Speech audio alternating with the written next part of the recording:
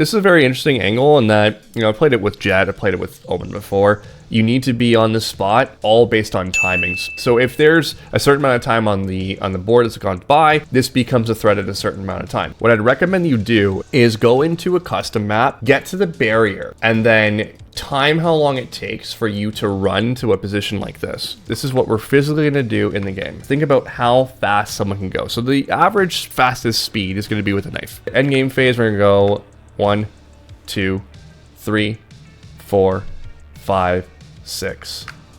That's when you're exposing. So worst case scenario, you would hear this obviously, but worst case scenario, it would take 6 seconds to get to this spot. So in your VOD, you were already past that point and they could already be here for sure at 8 seconds burnt. Right? Oh my gosh. I need to like Something to rethink consider. that. Absolutely. And that will change the way that you play defense, right? So if you have these kinds of ideas in your head, this will all pop up for you.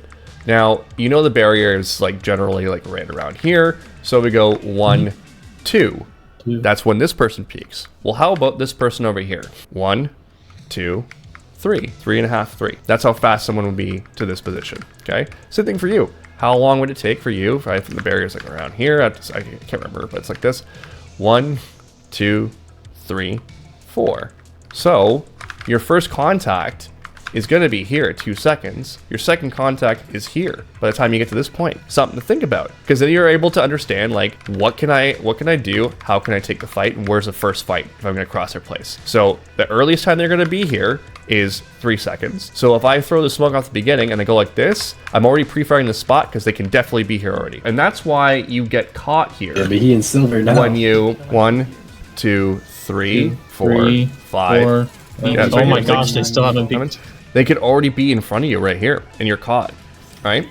Yeah. And that's why they're already out in the spot. That's why they're already out, and that's why I'm caught. So now, think of it like this. It could be multiple. Now, yeah, and then I'm really in the oh crap. Yeah, exactly. So now you're starting to figure it out, right? So positioning right here is a big issue on this round. So that being said, what do? There's 2 options. You either fight forward because you're caught, or you fall back. But here's the problem, Worthy. If I fall back, you're going to catch me on the spot. Well, you have a piece of utility to get you out of that spot. So now you can throw a smoke right here and back out because you know that they're going to be there and you can just maintain the number situation. That was the problem with positioning, okay? You decided to try to back off kind of thing, throw a smoke. It's already too late. They could already be by that, right? 14 seconds. We know they can already be past that. And while I was throwing that smoke, they could have totally peeked me. Absolutely, because of timings. So the smoke had to be here so that you can get out and survive. On top of that, had you thrown a smoke like that, you probably save your teammate as well. Yeah. Because your teammate's taking a dumb fight they shouldn't be taking.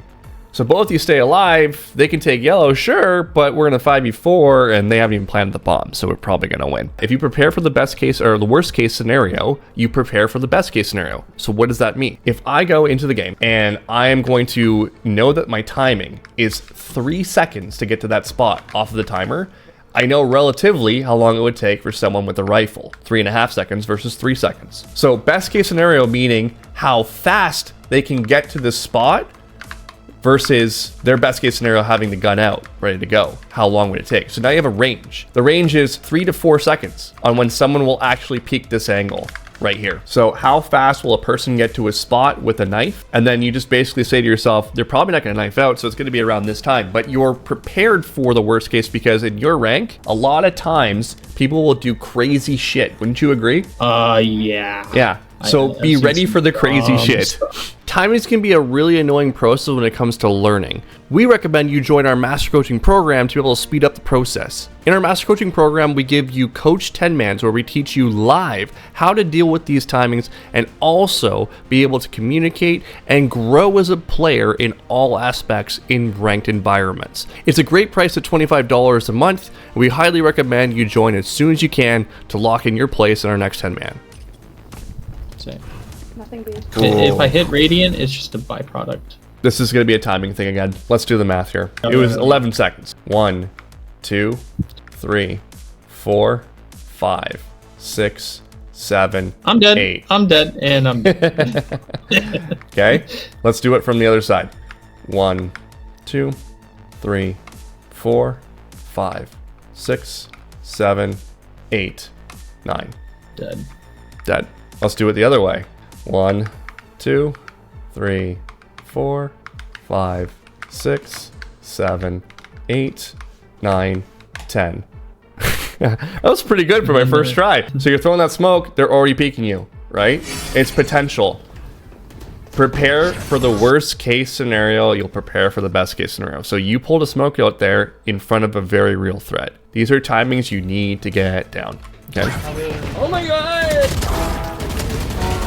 Spike down A. One enemy remaining. I tried to do a TP here, and I tried to learn the lineup, but I just messed it up. Because You want to TP onto this? and just TP onto that, and then take a very early fight.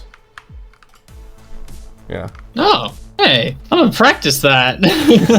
My first time trying it. First time trying it. All right. So here's the thing, though. You do that kind of play. Let's do the math. 1, 2, 3, 4. Okay. So 4 seconds, okay. Let's play it out. From the time that you do it. 1, 2, 3, 4. Ooh. That's pretty tight. Pretty tight. So if you're gonna make a play like this, it needs to be enabled. So how do you enable it? It's all based on who you have working with you. Who's around me? Yeah. Yeah. So you have Sova Dart that can slow people down. That could be enough, right? A Sova Dart thrown to this spot makes them back up and look around and break it. That could slow them down potentially. Or Paranoia, flashes, different things like that. You don't really have a whole lot of options to be able to really enable a play like that you can move up in that position. So you got to be able to think about who's going to actually set you up to do a play like that. If you don't have it, you're kind of stuck to playing a certain way.